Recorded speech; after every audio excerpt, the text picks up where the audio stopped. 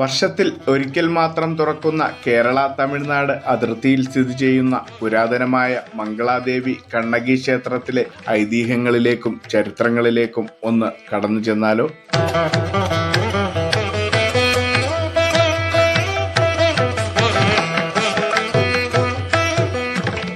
ഇടുക്കി ജില്ലയിലെ കുമളിയിൽ നിന്നും 14 kilometre ഉള്ളിലായി Periyar tiger റിസർവിനുള്ളിൽ സ്ഥിതി ചെയ്യുന്ന മംഗളാദേവി ക്ഷേത്രം സമുദ്രനിരപ്പിൽ നിന്നും ഏകദേശം 4386 അടി ഉയരത്തിലാണ് സ്ഥിതി ചെയ്യുന്നത്.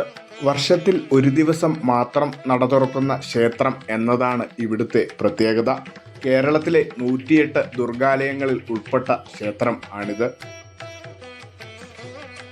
പാണ്ഡ്യനാടായ മധുരാപുരി ചുട്ടരിച്ച ശേഷം കണ്ണകി ചേരനാട്ടിലെത്തിയെന്ന ഐതിഹ്യത്തിലാണ് ഇവിടെ ക്ഷേത്രം ഉണ്ടായത്. പുരാതന ചേരനാട്ടിലെ മഹാരാജാവായിരുന്ന ചേരൻ ചെങ്കുട്ടവൻ ഏകദേശം 2000 വർഷങ്ങൾക്ക് മുമ്പ് വണ്ണാത്തിപ്പാറയിൽ കണ്ണകിക്ക് വേണ്ടി ക്ഷേത്രം സ്ഥാപിക്കുകയും അതിനെ കണ്ണകി കോട്ടം അല്ലെങ്കിൽ മംഗളാദേവി എന്ന് വിളിക്കുകയും ചെയ്തു എന്നതാണ് ഐതിഹ്യം.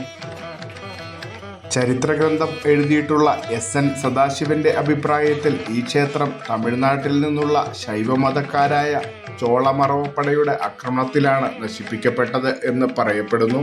6-ാം നൂറ്റാണ്ടിൽ കണ്ണകി പാണ്ഡ്യരാജ്യത്തിന്റെ പതനത്തിന് വഴിയൊരുക്കിയ ശേഷം സഖ്യപർവ്വതം കടന്ന് മംഗളാദേവി ക്ഷേത്രത്തോട് അനുബന്ധിച്ചുള്ള ബുദ്ധമഠത്തിൽ അഭയം പ്രാപിച്ചു. ശേഷം സന്യാസിനിയായി ജീവിച്ചു. ലഭ്യമായ തെളിവുകൾ ചേർത്ത് വായിച്ചാൽ ഇത് ശക്തമായ തെളിവാകുമെന്നാണ് അദ്ദേഹം വാദിക്കുന്നത്.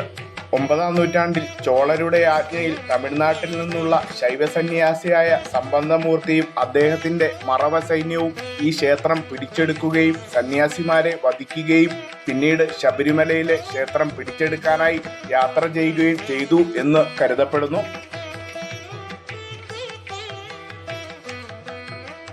ചിത്രപൗർണമി നാളിൽ മെയ് 12-നാണ് ഈ വർഷത്തെ മംഗളാദേവി ക്ഷേത്രത്തിലെ ഉത്സവം. പെരിയാർ കടുവാ സങ്കേതത്തിനുള്ളിൽ സ്ഥിതി ചെയ്യുന്ന ക്ഷേത്രത്തിലെ ഉത്സവത്തിനെത്തുന്ന ഭക്തർക്കായി വിവിധ വകുപ്പുകൾ ചേർന്നാണ് സുരക്ഷയൊരുക്കുന്നത്. ചിത്രപൗർണമി നാളിൽ മെയ് 12-നാണ് ഈ വർഷത്തെ മംഗളാദേവി ക്ഷേത്രത്തിലെ ഉത്സവം. പെരിയാർ കടുവാ സങ്കേതത്തിനുള്ളിൽ സ്ഥിതി ചെയ്യുന്ന ക്ഷേത്രത്തിലെ ഉത്സവത്തിനെത്തുന്ന ഭക്തർക്കായി വിവിധ വകുപ്പുകൾ ചേർന്നാണ് സുരക്ഷയൊരുക്കുന്നത്. കേരള തമിഴ്നാട് സർക്കാരുകൾ തമ്മിൽ ക്ഷേത്രാവകാശത്തെ ചൊല്ലി തർക്കം നിലനിൽക്കുന്നതിനാൽ ഇരു സംസ്ഥാനങ്ങളിലെയും ഭക്തർ ഒരുമിച്ചാണ് ഉത്സവം നടത്തുന്നത്.